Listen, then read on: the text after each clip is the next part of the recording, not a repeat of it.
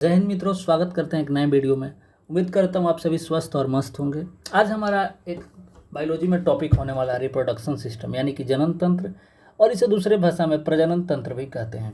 नाम से ही पता चलता है रिप्रोडक्शन। रिप्रोडक्शन माने रिप्रोड्यूस करना। रिप्रोडक्शन में इसका छुपा हुआ है डिफिनेशन। मतलब प्रजनन या जनन तंत्र मतलब रिप्रोडक्शन सिस्टम का कार्य संतान उत्पत्ति है। मतलब कहने का मतलब प्रोडक्शन करना है, एक समान चीज से दूसरे उसी के जैसे लगभग दिखने वाले चीज का प्रोड्यूस करना, यानी कि प्रजनन करना। इसको हम रिप्रोडक्शन सिस्टम कहते हैं, यानी कि जनन तंत्र कहते हैं। रिप्रोडक्शन दो प्रकार के होते हैं। एक होता है एसेक्सुअल रिप्रोडक्शन और एक होता है सेक्सुअल रिप्रोडक्शन, जिसको हिंदी में एसेक्सुअल को कहते हैं अलैंगिक जनन और सेक्सुअल को कहते हैं लैंगिक जनन। एसेक्सुअल मतलब नाम से ही पता चलता है एसेक्सुअल, जो बिना सेक्सुअल हो। इसमें मेल या फीमेल का कोई ज़रूरत नहीं है। यह जनन की क्रिया एक ही शरीर में हो जाता है। यह जनन कई प्रकार के हैं। कहने का तात्पर्य यह एक ही बॉडी में यह जनन हो जाता है, मतलब कि खुद में ही यह प्रोडक्शन कर देता है, बिना एक इसके पार्टनर के बगैर ही यह खुद में ही प्रोड्यूस कर देता है, जो कि इससे लगभग सेम हो और इसके समानता वाले गुण रखता हो वो। इसको कहते हैं एसेक्सुअल। यह जनन कई प्रकार के होते हैं। यह देखिए, ये इसका रहा कुछ इस प्रकार से, ये बॉडी रहा और ये दो मिलके खुद में ही अपने दो भाग में टूट के और ये खुद में ही अपने अंदर एसेक्सुअल रिप्रोडक्शन कर रहे हैं। अब देखिए मित्रों, हम आगे देखेंगे इसके प्रकार में फ्यूजन, यानी कि विखंडन। इसमें केंद्रिका बट जाती है और नए शरीर का निर्माण हो जाता है। इस तरह के जनन में अमीबा देखा जाता है। कहने का तात्पर्य यह है कि हम सेल में पढ़े थे, एक केंद्रिका होती है, यानी कि सेंटर होती है। सेल में एक सेंटर होती है। देखिए जैसे इस प्रकार है, सेल है ये आपका पूरा, ये सेल है, सेल टाइप का लगभग स्ट्रक्चर है। यहाँ पर सेंटर है। फिर ये सेंटर क्या हुआ, ये जो सेंटर है यह यहाँ से आगे बढ़ी और यह कुछ दो भागों में दिखाई पड़ रहा है आपको, थोड़ी सी चपटी होने लगी। ये जो सेंटर थी यहाँ लगभग गोल था और यहाँ पर कुछ ये बीच में देख रहे हैं आप, चपटी होने लगी। और यहाँ पर क्या हुआ, यहाँ पर ये फाइनली ये तीसरे पिक्चर में क्या हुआ कि यह सेंटर दो भागों में बट गया और दो बॉडी का निर्माण कर दिया, जो कि देख रहे हैं दो सेंटर, यहीं एक सेंटर मिलके यहाँ और यहाँ दो सेंटर में टूट गया। यहाँ इसका प्रोसेस हुआ कि यह इतना चौड़ा हुआ और यह दो सेंटर बना दिया और दो बॉडी का निर्माण कर दिया। कहने का तात्पर्य यह है, यहाँ हमें देखने को ये मिल रहा है कि एक बॉडी से एसेक्सुअल रिप्रोडक्शन के द्वारा दो बॉडी का निर्माण एक सेंटर से दो भाग में टूट के हो जा रहा है। अब देखिए यहाँ पर मित्रों, बर्डिंग इसका दूसरा भाग है। बर्डिंग क्या होता है, मुकुलन क्या होती है। इस टाइप के जनन में बॉडी एक आभार पैदा होता है, एक बॉडी में एक उभार पैदा होता है, जिससे बर्ड कहते हैं। यह बर्ड कुछ समय बाद टूटकर नए जीव का निर्माण कर देता है। देखिए मित्रों, कहने का मतलब यह है कि कहने का तात्पर्य यह है कि बर्डिंग में होता है एक हाइड्रा है, हाइड्रा नाम का एक चीज़ होता है। देखिए बता रहा है, हाइड्रा होता है,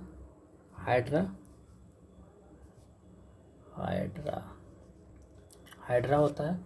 और हाइड्रा क्या होता है, मान लीजिए कुछ इस प्रकार से ये होता है, ये होता है, और यहाँ पर मान लीजिए कुछ ऐसे होगा, इसको दूसरे वो सेट, ये हाइड्रा, अब तो लिखने की ज़रूरत नहीं है। ये मान लीजिए यहाँ पे स्पेस मिल गया, ये हाइड्रा कुछ इस प्रकार होता है, कुछ इस प्रकार हाइड्रा होता है। और मान लीजिए यह क्या हुआ कि यहाँ पर एक जगह सर्किल था, अब एक और हाइड्रा बनेगा, यहाँ पर दो जगह हो जाएगा सर्किल। ऐसे ही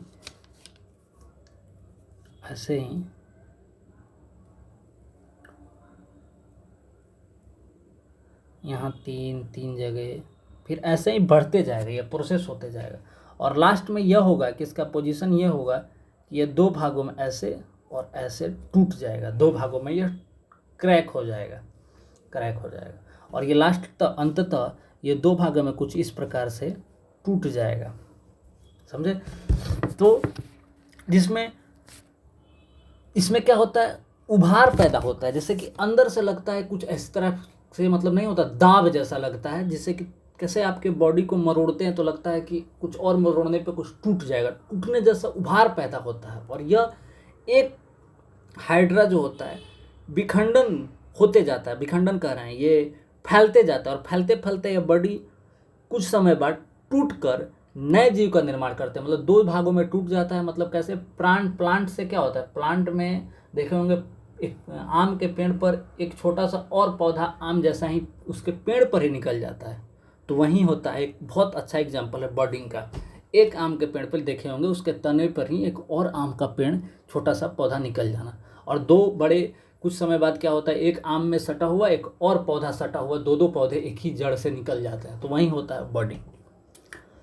अब देखिए यहाँ पर कायिक जनन यानी कि वेजिटेशन वैसा जनन जिसमें जड़, तना तथा पत्तियां भाग लेती हैं, उन्हें कायिक जनन यानी कि वेजिटेशन जनन कहते हैं। इसका सबसे अच्छा एग्जाम्पल है गुलाब, गन्ना, आलू, जो कि गुलाब को हम लोग स्टेम से लगा सकते हैं, कोई ज़रूरी नहीं है जड़ से। आलू को हम बीज डालते हैं, आलू छोटा छोटा उसी का बीज जो होता है वो डालने से आलू हो जाता है। गन्ना, ये सब इसका जनन जड़ तथा पत्ती भाग से भी हो जाता है, तना से भी हो जाता है। अब देखिए यहाँ पर अब हम पढ़ेंगे, ये ए सेक्सुअल का हम 3 भाग पढ़ लिए। अब यहाँ पर हम मित्रों पढ़ेंगे सेक्सुअल रिप्रोडक्शन। सेक्सुअल रिप्रोडक्शन यानी कि लैंगिक जनन। इस प्रकार जनन में नर युग्म तथा मादा युग्म का मिलना आवश्यक है। इसमें एसेक्सुअल में क्या हम लोगों ने पढ़ा था, खुद में ही वो कर लेता है और एक बॉडी का प्रोड्यूस कर देता है, एक जीव का निर्माण कर देता है, और इसमें एक मेल तथा फीमेल दोनों का मिलना आवश्यक है और इसके द्वारा एक बॉडी का निर्माण होता है। नोट में देखिएगा, मेल जनन क्षमता 14 वर्ष की आयु शुरू होती है और आजीवन रहती है। यह क्वेश्चन आ चुका है रेलवे के एग्जाम में, यह क्वेश्चन पूछा जा चुका है कि मेल की जनन की क्षमता 14 वर्ष से आजीवन रहती है, ये एक पॉइंट है। और महिला ये एक पॉइंट है। महिला जनन की क्षमता 12 वर्ष की अवस्था से शुरू होकर 50 वर्ष की अवस्था के बाद समाप्त हो जाती है। तो ये दोनों पॉइंट इंपॉर्टेंट है, तो देखिएगा मित्रों। मादा जननांग फीमेल रिप्रोडक्शन सिस्टम अब हम पढ़ेंगे। इसमें मादा में वैसा अंग जो जनन क्रिया में भाग लेता है वह मादा जननांग कहलाता है। यानी कि नाम से ही पता चलता है, ऐसा अंग जो कि रिप्रोडक्शन सिस्टम में काम करता हो, रिप्रोडक्शन सिस्टम में रिप्रोड्यूस करने में क्रिया करता हो, वैसे अंग को फीमेल रिप्रोडक्शन सिस्टम कहते हैं। फीमेल का वैसा अंग जो कि रिप्रोड्यूस करने में क्रिया करता है उसको हम फीमेल रिप्रोडक्शन सिस्टम कहते हैं। अब देखिए, इसमें होता है अंडाशय यानी कि ओवरी। ओवरी प्राथमिक मादा जननांग है, मतलब यह शुरुआती मादा का जननांग है, शुरुआत का यह अंग है। इसकी संख्या 2 होती है। इसका प्रमुख कार्य अंडा का निर्माण करना, मतलब इसका मुख्य काम है अंडा का निर्माण करना। यह क्वेश्चन आ चुका है, ओवरी का क्या काम होता है, तो यह अंडा का निर्माण करती है। अंडाशय में 3 प्रकार की हार्मोनिक निकलती है, जो कि इस प्रकार है। एस्ट्रोजन, यह हार्मोन मासिक चक्र को नियंत्रित करता है, जो कि फीमेल में पाया जाता है। और प्रोजेस्टेरोन, यह हार्मोन स्तन विकास तथा गर्भधारण करने में सहायक है। अब देखिए तीसरा जो है रिलैक्सिन, यह हार्मोन प्रसव यानी कि डिलीवरी के लिए सहायक है। यह यूट्रस के मार्ग को चौड़ा कर देता है। अब देखिए दूसरा पॉइंट होने वाला है अंडा वाहिनी नाम से ही पता चल रहा है, जो कि अंडा वाहिनी, जो कि वाहन करता हो अंडा को। इसका इंग्लिश है ओविडक्ट और फैलोपियन ट्यूब। यह लंबा नली ट्यूब के समान होता है जो ओवरी को यूट्रस से समान रचना होती है, जो ओवरी को यूट्रस से जोड़ती है। निषेचन यानी कि फर्टिलाइजेशन की क्रिया को अंडा वाहिनी में होती है। कहने का मतलब है कि अंडा वाहिनी इसका नाम से पता चलता है जहां अंडा एक जगह स्टोर हो और उसकी सारी प्रक्रिया एक प्रक्रिया हो जो कि जाइगोट से लेके बेबी बनने तक हो। जाइगोट यानी कि सबसे छोटा अंग होता है ह्यूमन डेवलपमेंट का, तो जाइगोट से लेके बेबी तक यही अंडा वाहिनी में वाहिनी वाहन करने वाला यानी कि धारण करने वाला, अंडा को धारण करने वाला है और इसमें ही फर्टिलाइजेशन की क्रिया होती है। अब देखिए यूटेरस। यूटेरस क्या है? गर्भाशय। भ्रूण का विकास यूटेरस में होता है, मतलब कि जो भ्रूण होता है, शिशु जो अभी भ्रूण होता है, जिस शिशु के सबसे छोटे भाग को भ्रूण कहते हैं। तो भ्रूण का, जबकि वो अभी शुरुआती होता है बेबी बनना, भ्रूण का विकास यूटेरस में होता है, यानी कि शिशु का विकास यूट्रस में होता है। यूट्रस का आकार थैली के समान होता है। यूट्रस में बनने वाला भ्रूण बच्चा का सबसे पहला हृदय बनता है। देखिए बहुत इंपॉर्टेंट बात है कि बेबी में सबसे पहले क्या चीज़ बनता है, जो शिशु होता है उसमें सबसे पहला किस चीज़ का निर्माण होता है? हृदय, क्योंकि वो हृदय उसका सबसे पहले धड़कना शुरू होता है। आप कभी सुने होंगे एक्सरे कराते टाइम कि बच्चा का धड़कन चल रहा है, मतलब वो जिंदा है पेट के अंदर। सबसे पहले उसका धड़कन बनता है, क्योंकि वो खाना और सांस तो माँ के ही ऑक्सीजन तथा माँ के ही आहार नाल से वो खाना उसका एनर्जी मिलता है। और देखिए गर्भावस्था के दौरान महिलाओं में एफी यानी कि लोहा तथा सीए की कमी हो जाती है, यानी कि कैल्शियम तथा लोहा आयरन की कमी हो जाती है। ये भी क्वेश्चन आया चुका है। जितना हम पॉइंट बता रहे हैं ये सब क्वेश्चंस रेलवे तथा एसएससी में आए हुए हैं। ये क्वेश्चन जो है शायद एसएससी में आया हुआ है, मैं इसको रिकॉल नहीं कर पा रहा हूँ किस साल है, लेकिन क्वेश्चन ये आया है। निर्युग्मक को शुक्राणु कहते हैं। अब देखिए यहाँ से नया टॉपिक शुरू हुआ। युग्मक को शुक्राणु कहते हैं। वही शुक्राणु जो जनन क्रिया में भाग लेते हैं, यानी कि शुक्राणु जो होते हैं, स्पर्म जो होते हैं, वहीं जनन की क्रिया में भाग लेते हैं। जिनकी पूंछ होती है, प्रत्येक शुक्राणु देखिए एक बात का क्लियर कर देते हैं। शुक्राणु में जिनमें पूंछ नहीं पाई जाएगी वो जनन की क्रिया में भाग नहीं लेंगे, वो डिस्ट्रॉय हो जाएंगे, मतलब उनसे बेबी शिशु का निर्माण नहीं होगा। उन्हीं स्पर्मों से, शुक्राणुओं से बेबी का निर्माण होगा जिनके आकार पूंछ के समान यानी कि पूंछ होंगे जिसमें। समझ रहे हैं बात को मेरी? प्रत्येक शुक्राणु 23 जोड़ा क्रोमोजोम पाए जाते हैं। प्रत्येक शुक्राणु में 23 जोड़े क्रोमोजोम, 23 23 46 होता है। ये हम लोगों ने सेल में पढ़ा है, क्रोमोजोम में, जहाँ से जीन बनता है, डीएनए जीन ये सब वहीं से पाए जाते हैं। अब देखिए नर जननांग यानी कि मेल का जननांग, तो नर के शरीर का वह अंग जो जनन की क्रिया में भाग लेता है। यह वैसे ही सेम है। फीमेल जननांग यानी कि मादा, जो कि हम लोगों ने पढ़ा था यहाँ, मादा जननांग, वैसे ही नर जननांग है। तो नर के शरीर वह भाग जो जनन की क्रिया में भाग लेता है, जो कि जनन की क्रिया प्रोसेस में क्रिया करता है, वहीं नर जननांग है, नर का रिप्रोडक्टिव सिस्टम है। अब देखिए वृष्ट यानी कि इसके 4 प्रकार होते हैं। वृष्ट यानी टेस्टिस, इसकी संख्या 2 होती है। यह शरीर के बाहर होता है।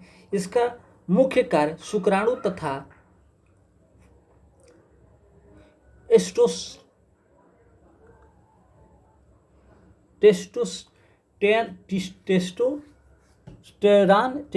टेस्टोस्टेरान का निर्माण करता है। शुक्राणु तथा टेस्टोस्टेरान का निर्माण करता है। इसका टेस्टिस का काम क्या होता है? शुक्राणु तथा टेस्टोस्टेरान का निर्माण करता है। अब देखिए यहाँ पर दूसरा होता है एपिडेमिक्स। इसको हम लोग क्या कहते हैं? इसको हिंदी में अधिविसरण कहते हैं। देखिए जिसके इसको हिंदी में क्या कहते हैं, यहाँ पे छूट गया है।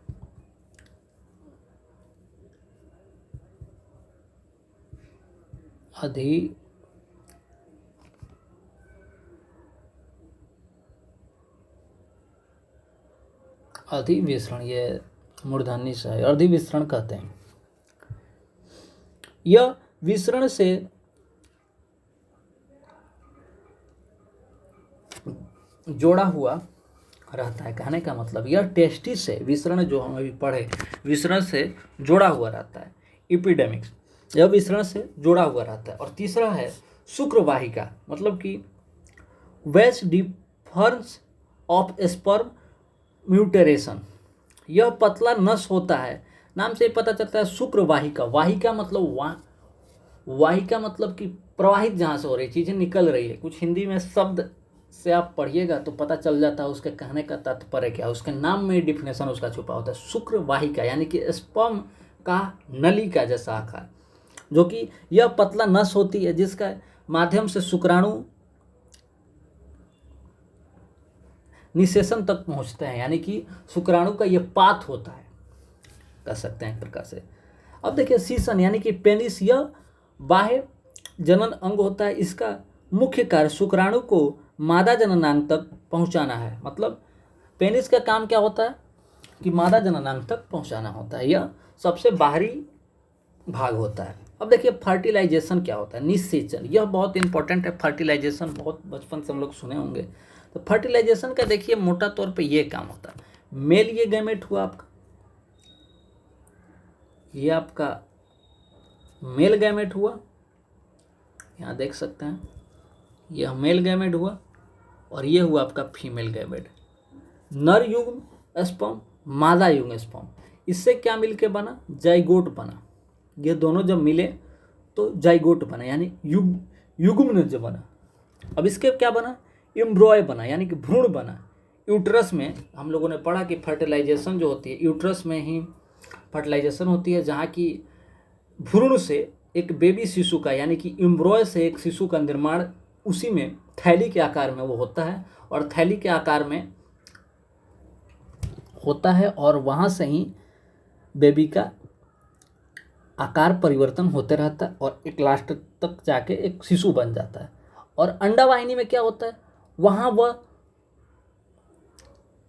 ओवरी को यूट्रस से वो जोड़े रखता है। मतलब कहने का मतलब वाहिनी मतलब वो एक पाथ है फीमेल और मेल जो जाइगोट्स का यूट्रस तक ले जाने का, वो पाथ है। तो वहाँ से प्रक्रिया शुरू होती है, लेकिन वो ठहराव होता है यूट्रस में।